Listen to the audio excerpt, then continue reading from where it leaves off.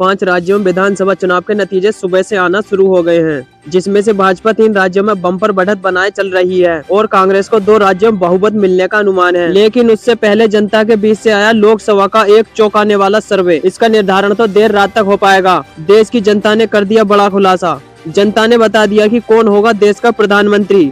कि अब की बार लोकसभा का चुनाव इन 5 राज्यों में आए विधानसभा चुनावी परिणाम के आधार पर होगा या अब की बार होगा बड़ा उलटफेर। क्या देश में होगा एनडीए का सोपड़ा साहब? क्या देश में बन पाएगी इंडिया की सरकार? नमस्कार और आप देख रहे हैं political news. Lok Sabha opinion poll 2024 में आप सभी का हार्दिक स्वागत है। अभी जनता के बीच से यह सर्वे निकलकर सामने आया है। इस सर्वे में जनता ने बता दिया कि कौन होगा देश का प्रधानमंत्री। क्या अब की बार तीसरी बार देश के प्रधानमंत्री होंगे नरेंद्र मोदी या अब की बार प्रधानमंत्री बनेंगे राहुल गांधी या फिर अन्य दल का कोई नेता?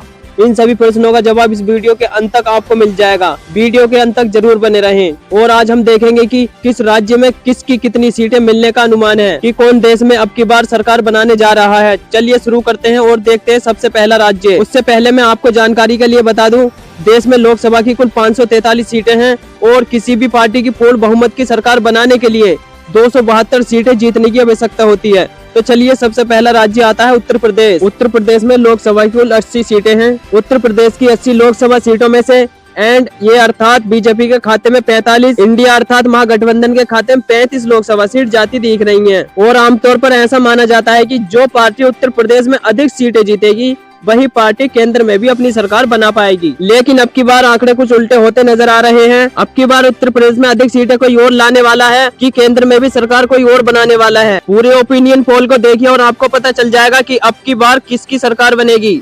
चलिए इसी के साथ यदि हम बात करते हैं बिहार राज्य की। बिहार राज्य में लोकसभा की कुल 40 सीटें हैं। यहाँ पर भाजपा के खाते में 14 जबकि कांग्रेस यानी महागठबंधन के खाते में 26 लोकसभा सीट जाती दिख रही हैं। चलिए इसी के साथ यदि हम बात करते हैं हरियाणा राज्य की। हरियाणा राज्य में लोकसभा की कुल 10 सीटें हैं, जिसमें से भाजपा के खाते में 4 जबकि महागठबंधन के खाते में 6 लोकसभा सीट जाती दिख रही हैं। चलिए इसी के साथ यदि हम बात करते हैं पंजाब राज्य की। पंजाब राज्य में लोकसभा की कुल 13 सीटें हैं, जिसमें से भाजपा के खाता खुलने की कोई संभावना नहीं है, जबकि महागठबंधन के खाते में 5 लोकसभा सीट वे अन्य दलों के खाते में 8 लोकसभा सीट जाती दिख रही हैं। चलिए इसी के साथ यदि हम बात करते हैं गोवा राज्य की।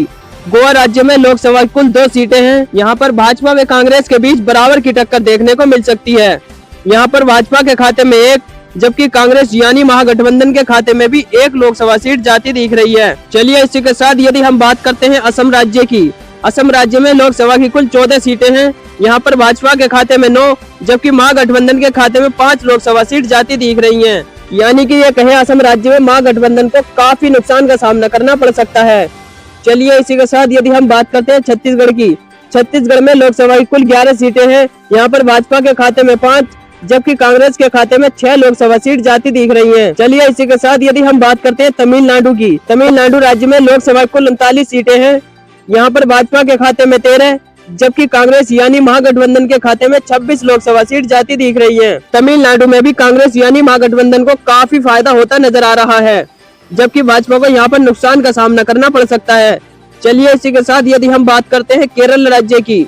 केरल राज्य में लोकसभा कुल 20 सीटें हैं। यहाँ पर भाजपा का खाता खुलने की कोई संभावना नहीं है। यहाँ पर भाजपा की लुटिया डूबती नजर आ रही है, जबकि महागठबंधन को यहाँ पर 20 में से 12 लोकसभा सीट जाती दिख रही हैं। यदि अन्य की बात करें तो अन्य दलों के खाते में 8 लोकसभा सीट जाती दिख रही हैं।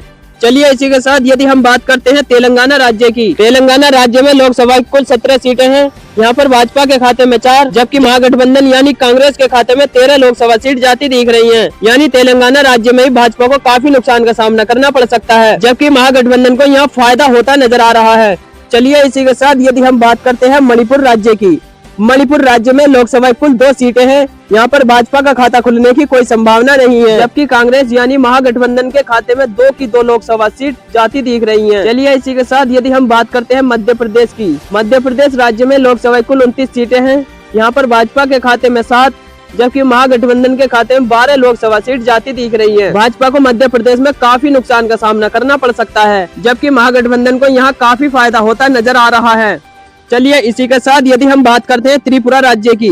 त्रिपुरा राज्य में लोकसभा की कुल 2 सीटें हैं। यहाँ पर भी भाजपा व कांग्रेस के बीच बराबर की टक्कर देखने को मिल सकती है। भाजपा के खाते में 1 जबकि महागठबंधन के खाते में भी 1 लोकसभा सीट जाती दिख रही है। चलिए इसी के साथ यदि हम बात करते हैं जम्मू कश्मीर की, जम्मू कश्मीर में लोकसभा कुल 6 सीटें हैं।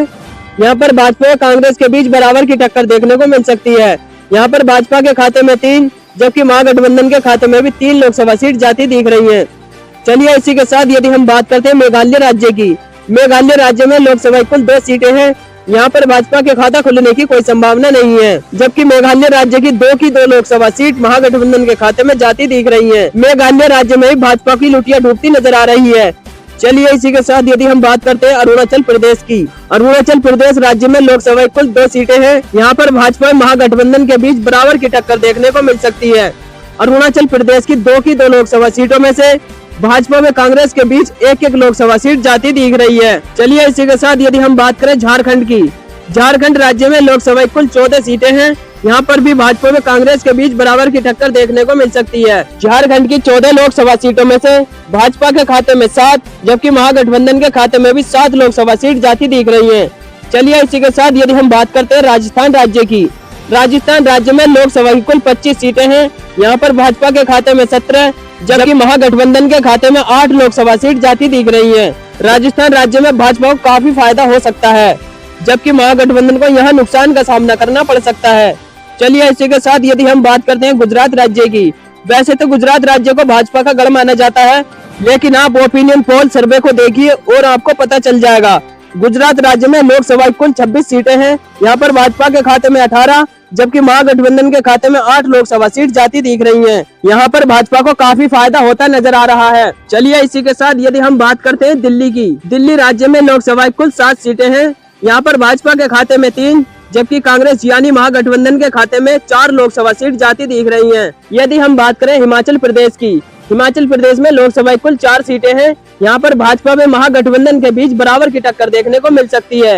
हिमाचल प्रदेश की 4 लोकसभा सीटों में से भाजपा के खाते में 2 जबकि महागठबंधन के खाते में भी 2 लोकसभा सीट जाती दिख रही हैं। चलिए इसी के साथ यदि हम बात करें उड़ीसा राज्य की, उड़ीसा राज्य में लोकसभा कुल 21 सीटें हैं। यहाँ पर भाजपा के खाते में 2 जबकि महागठबंधन के खाते में 3 लोकसभा सीट जाती दिख रही हैं। यदि वही बात करें हम अन्य दलों की, अन्य दलों के खाते में 16 लोकसभा सीट जाती दिख रही हैं। चलिए इसी के साथ यदि हम बात करते हैं पश्चिम बंगाल की, पश्चिम बंगाल में लोकसभा कुल 42 सीटें हैं। यहाँ पर भाजपा के खाते में 8 जबकि महागठबंधन के खाते में 34 लोकसभा सीट जाती दिख रही हैं। चलिए इसी के साथ यदि हम बात करते हैं महाराष्ट्र राज्य की, महाराष्ट्र राज्य में लोकसभा की कुल 48 सीटें हैं।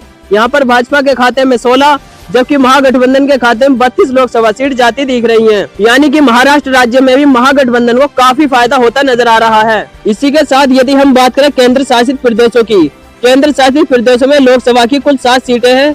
यहाँ पर भाजपा के खाते में 3 जबकि महागठबंधन के खाते में 4 लोकसभा सीट जाती दिख रही हैं। चलिए इसी के साथ यदि हम बात करते हैं आंध्र प्रदेश की, आंध्र प्रदेश में लोकसभा कुल 25 सीटें हैं। यहाँ पर भी भाजपा के खाता खुलने की कोई संभावना नहीं है।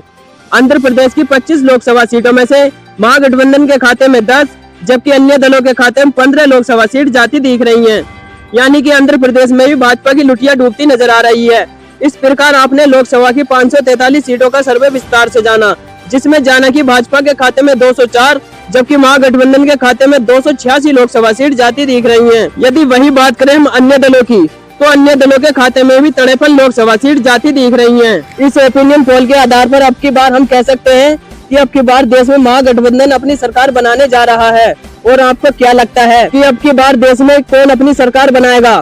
कमेंट बॉक्स में अपनी राय जरूर लिखें, क्योंकि जनता की राय लोकतंत्र को मजबूत बनाने में महत्वपूर्ण होती है। इसीलिए अपनी राय कमेंट बॉक्स में अवश्य जरूर बताएं। और वीडियो अच्छी लगी हो तो वीडियो को लाइक और चैनल को सब्सक्राइब अवश्य कर लें।